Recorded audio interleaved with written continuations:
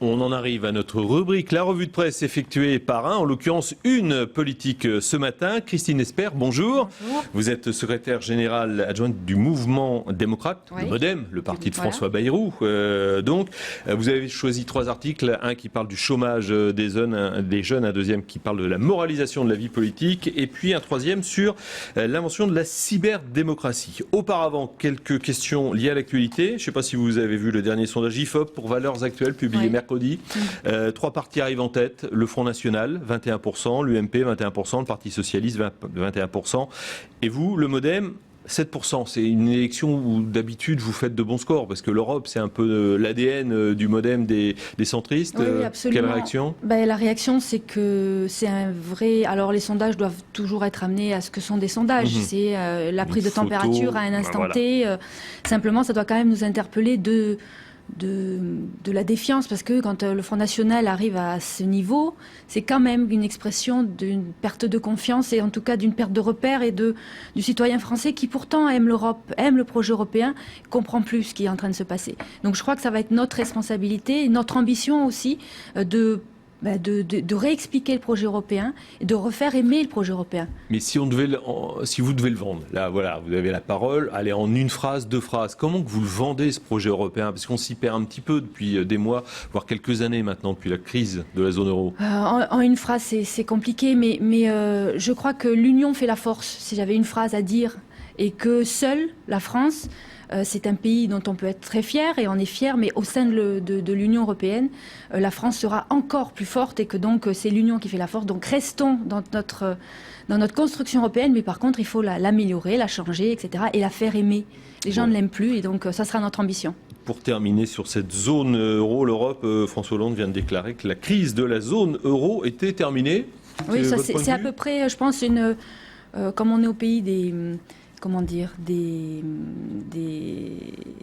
voir dans l'avenir ou de ce qui va se passer, c'est comme l'inversion de la courbe du chômage. Bon, voilà, donc si la crise de l'euro est finie, la courbe du chômage va s'inverser. Très bien. Bon, c'est sa parole.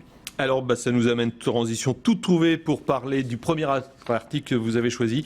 Il est issu du journal du dimanche de la semaine dernière, mais malheureusement, les chiffres sont toujours d'actualité. La courbe du chômage, on la voit, explose. On atteint des sommets, notamment l'emploi des jeunes. Donc, vous venez d'y faire allusion. Déjà, la promesse de François Hollande d'inverser la courbe du chômage à la fin de l'année, est-ce qu'au MoDem, on y croit ? Non, je pense qu'il n'y a pas qu'au mouvement démocrate qu'on n'y croit pas. Je veux dire, au mois d'avril, les chiffres sont absolument catastrophiques. On atteint des records absolus. Plus de 3 260 000 personnes sont sans activité. Donc c'est un chiffre extrêmement inquiétant. Et au-delà de ce chiffre, on a, et c'est pour ça que je voulais faire un focus là-dessus, on a un niveau de chômage des jeunes qui est effroyable, effrayant. 26% des jeunes dans notre pays sont au chômage, la moyenne européenne est à 23%, en Allemagne ils sont à 7%. Et donc quasiment 2 millions de jeunes au chômage dans notre pays. Et au-delà de ces jeunes au chômage, on a 900 000 jeunes, presque 1 million de jeunes qui sont en déshérence totale. C'est-à-dire ils sont ni en études, ni en emploi, ni en formation. Des jeunes qui ont entre 16 et 29 ans et qui n'attendent rien. Qui n'attendent rien de l'avenir, qui n'attendent rien de personne, qui ne croient plus en rien. Et dans un pays qui met sur les frontons de ses écoles liberté, égalité, fraternité, je pense que c'est absolument intolérable une situation pareille. Les emplois d'avenir qui ont un peu de mal, d'après ce que l'on sait, à démarrer. Là aussi, vous dites promesse de François Hollande qui tombe à l'eau. Il s'était engagé à 100 000 postes en fin d'année. Alors effectivement, pour des raisons un peu dogmatiques, ils avaient choisi de consacrer les emplois d'avenir au secteur public. Comme ça ne marche pas, on est à 25 000 signatures de contrats fin mai, donc ça va être ouvert au secteur privé. Et là, pour le coup, ça nous pose pas de problème particulier, mais très clairement, la mesure est pas du tout à la hauteur du défi. Quand on a un niveau, c'est pas simplement des contrats, 100 000 contrats d'avenir qui vont régler le problème. La fin de la scolarisation en alternance dès 14 ans. Ça, c'est une erreur. Erreur aussi. Erreur aussi. C'est obliger des jeunes qui ne se reconnaissent pas ou qui se retrouvent pas ou qui n'arrivent pas à s'exprimer ou à se... dans le système scolaire classique, leur permettre de sortir en alternance dès 14 ans, c'était une bonne chose. Le supprimer est une erreur. Et là, je me dis que François Bayrou avait appelé à voter Hollande quand même au deuxième tour. Il regrette aujourd'hui ou parce que quand je vous écoute, là, je me dis quand même. Je veux pas qu'on revienne. C'est pas parce que c'est toujours pareil. Les décisions politiques sont prises aussi à un moment donné, dans un contexte donné. Je reviens pas sur ce que j'ai déjà dit et sur ce qu'il a dit. Il a pris cette décision parce que dans le contexte qui était celui du moment d'élection présidentielle, il fallait mettre un frein et un terme à un certain nombre de dérives. Donc c'était le choix à ce moment-là de son vote. Aujourd'hui, la situation a changé. On a un an, on a le droit. C'est pas parce qu'à un moment donné on a fait un choix qu'on n'a pas le droit de dire qu'on n'est pas d'accord avec un certain nombre de choses. C'est un choix qu'il regrette, non ? Je crois que quand on prend une décision politique majeure, on n'a pas à la regretter. On l'analyse et puis on continue à avancer. Et c'est ce qu'on fait aujourd'hui. Donc on n'est pas prisonnier de cette décision.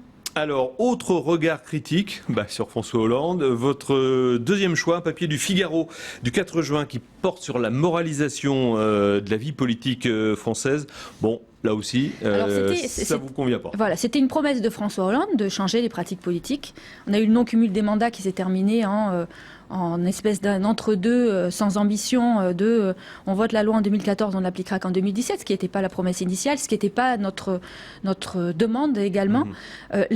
Cette loi-là, c'est quand même quelque chose qui a été annoncé à l'issue de l'affaire Cahuzac, qui a été un véritable séisme politique. On est dans un pays qui est en crise de confiance vis-à-vis de sa classe politique. On est dans un pays qui est dans une situation de difficulté majeure, qui a besoin d'avoir confiance pour pouvoir engager un certain nombre de changements, un certain nombre d'évolutions.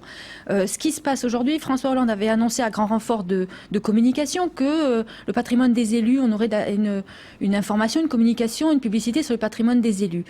J'avais jamais pensé que cette mesure-là allait pouvoir modifier radicalement les choses et permettre de changer les pratiques fondamentalement. Ça allait dans le bon sens.